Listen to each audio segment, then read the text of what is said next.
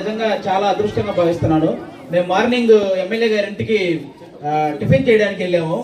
మేము ఆల్మోస్ట్ 10కి వెళ్తే మేము టిఫిన్ చేసే టైం వచ్చేసరికి 11:30 అయింది. కానీ మేము దానికి ఫీల్ అవ్వలేదు, ఎందుకంటే ఆ 1.5 అవర్ కూడా ఆయన జనాల సమస్యలు వింటున్నాడు. అప్పుడు మాకు అర్థమైంది ఆయన జనాలకి ఎంత ఇంపార్టెన్స్ ఇస్తున్నారు అనేది. ముందు జనం, ఆ తర్వాతే మనం అన్నాడు ఆయన. అందుకే మేము ఆ టైంలో కొంచెం కూడా ఫీల్ అవ్వలేదు అనమాట. వాళ్ళందరూ కూడా అక్కడికి వచ్చి అంతమంది వెయిట్ చేస్తున్నప్పుడు వాళ్ళందరూ సమస్యలు వినిన తర్వాతే లోపలికి వచ్చాడు. మేము అందరం కలిసి ఆయనతో కలిసి టిఫిన్ చేసాం. ఒక అరగంట కలిసిన మాకే అంత బాగా మమ్మల్ని రిసీవ్ చేసుకుని అంత బాగా చూసుకున్నారంటే ఎప్పటి నుంచో ఉంటున్న మిమ్మల్ని ఎంత బాగా చూసుకుంటున్నాడో మాకు అర్థమైంది. అందుకే కావాలి ప్రజలు మొత్తం ఆయనే కావాలి అన్నారు. ఈ రోజు ఆయనే ఎమ్మెల్యేగా చేశారు. నిజంగా చాలా చాలా హ్యాపీ ఈ రోజు ఈయన కలవడం.